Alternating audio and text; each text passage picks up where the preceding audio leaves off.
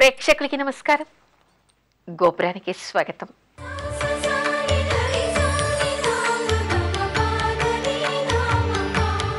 మజ్జిగనే వాడాలని ఎందుకు అంటారు? అనాది నుంచి మన పెద్దవాళ్ళంతా చెప్తూ ఉంటారు. పెరుగు తినద్దు, మజ్జిగ తినండి అంటూ ఉంటారు. పూర్వకాలం సాంప్రదాయం కూడా ఇలా ఉండేది. ఇంటికి ఎవరైనా ఎండాకాలం వచ్చారంటే కాస్తంత మజ్జిగ తేట తాగండి అంటూ మజ్జిగ కలిపిచ్చేవాళ్ళు. చక్కగా హాయిగా వాళ్ళు మజ్జిగ తాగి వెళ్ళిపోయేవారు. ఈ రోజుల్లో మనం ఏం చేస్తున్నాం?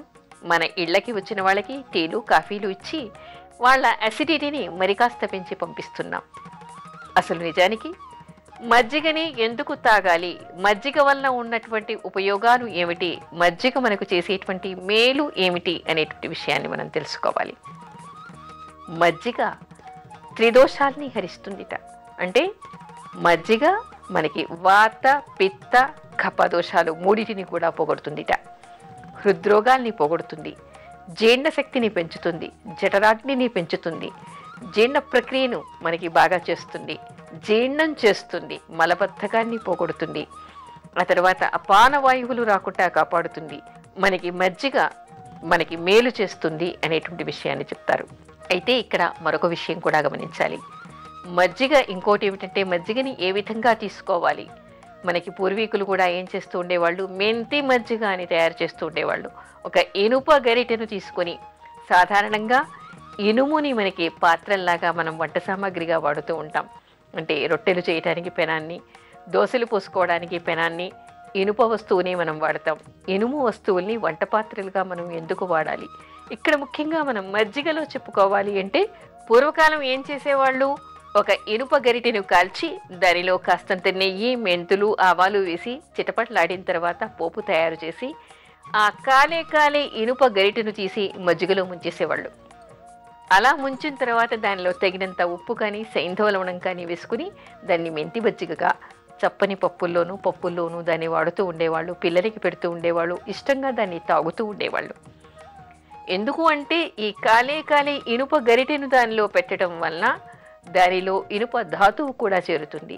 అలా ఇనుప ధాతువు చేరటం వలన శరీరానికి కావలసినటువంటి పైత్యాన్ని అది తీసేస్తుందిట, జీర్ణశక్తిని పెంచుతుందిట. ఇనుప ధాతువుతో కలిసింది తీసుకోవటం వలన వాతం చేయకుండా కూడా అది కాపాడుతుందిట. అందుకని ఇనుప ధాతువు చేరినటువంటి మజ్జిగని తాగటం కూడా ఆరోగ్యానికి మంచిది అంటారు. అందుకే పూర్వీకులంతా కూడా దాన్ని అలా తయారు చేస్తూ ఉండేవాళ్ళు. మజ్జిగలో ఉండేటువంటి మరో గొప్ప గుణం ఏమిటంటే ఎవరైనా మద్యపానం వలన మతి, అంటే మామూలుగా ఏమిటి, వాళ్ళకి బుర్ర కంట్రోల్లో ఉండదు. మద్యపానం అతిగా చేసిన తర్వాత వాళ్ళు సాధారణంగా మాట్లాడే శక్తిని కోల్పోతారు. తర్వాత వాళ్ళ మీద వాళ్ళకి కొంత కంట్రోల్ తప్పుతుంది. అదుపు తప్పి వాళ్ళు మాట్లాడుతుంటారు, వణికిపోతూ ఉంటారు, సరిగా నడవలేకపోతూ ఉంటారు. ఆ తర్వాత మతి కూడా స్థిమితంగా ఉండనటువంటి స్థితి, మానసిక అనిశ్చితి వాళ్ళకి ఏర్పడుతుంది.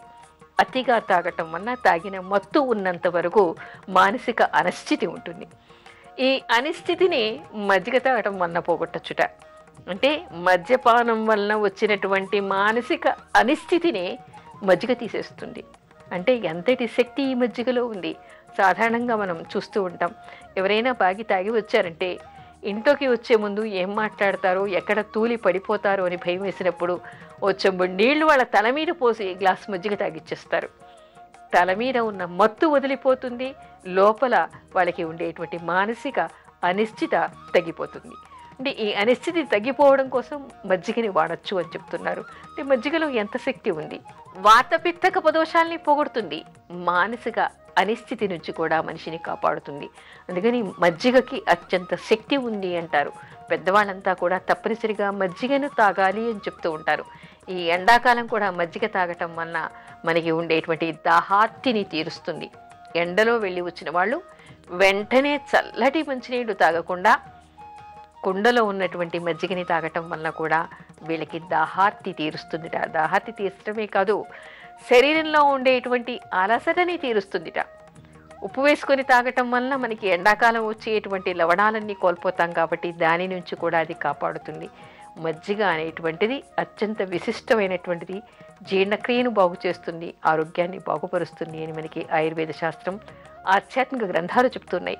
అందుకని పూర్వకాలం నుంచి కూడా మన సాంప్రదాయంలో మజ్జిగ తాగటం, ఇంటికి వచ్చిన వాళ్ళకి మజ్జిగ తేటను ఇవ్వటం అనేటువంటి సాంప్రదాయం, ఆనవాయితీ కొనసాగుతూ ఉంది.